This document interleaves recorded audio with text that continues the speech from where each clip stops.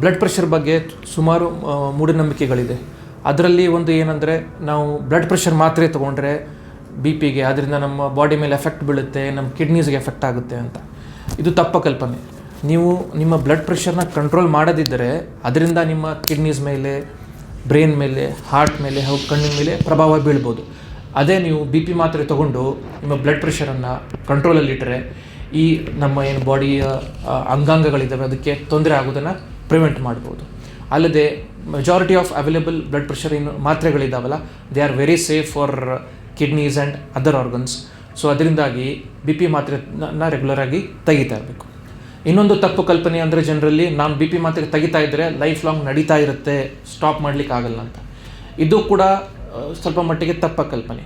ನೋಡಿ, ನಿಮಗೆ blood pressure ಏನಾದರೂ ಕಡಿಮೆ ವಯಸ್ಸಲ್ಲಿ ಬಂದಿದ್ದರೆ ಅದು ನಿಮ್ಮ ಜೀವನ ಶೈಲಿಯ ತೊಂದರೆಗಳಿಂದ ಬಂದಿದ್ದರೆ, ಅಂದರೆ ನೀವು ಊಟದಲ್ಲಿ ಉಪ್ಪು ಜಾಸ್ತಿ ತಿಂತಾಯಿದ್ರೆ, ಅಥವಾ ನಿಮ್ಮ ಶರೀರ ಭಾರ ತುಂಬ ಜಾಸ್ತಿ ಇದ್ದರೆ, ಇಲ್ಲ ನಿಮಗೆ ಧೂಮ್ರಪಾನ ಅಥವಾ ಮದ್ಯಪಾನ ಅಭ್ಯಾಸ ಇದ್ದರೆ, ಇವನ್ನೆಲ್ಲ ನೀವು ಪ್ರಿವೆಂಟ್ ಮಾಡಿದರೆ, ನಿಮ್ಮ ತೂಕವನ್ನು ಹತೋಟಿಯಲ್ಲಿಟ್ಟರೆ, ಒಳ್ಳೆಯ ಜೀವನ ಶೈಲಿಯನ್ನು ಅಳವಡಿಸಿದರೆ ನೀವು ಬ್ಲಡ್ ಪ್ರೆಷರನ್ನು ಸಂಪೂರ್ಣವಾಗಿ ಕಂಟ್ರೋಲ್ ಮಾಡಬಹುದು ಹಾಗೂ ಮುಂದೆ ಹೋಗ್ಬಿಟ್ಟು ಬಿ ಪಿ ಮಾತ್ರೆಯನ್ನು ಸಹ ಸ್ಟಾಪ್ ಮಾಡಬಹುದು.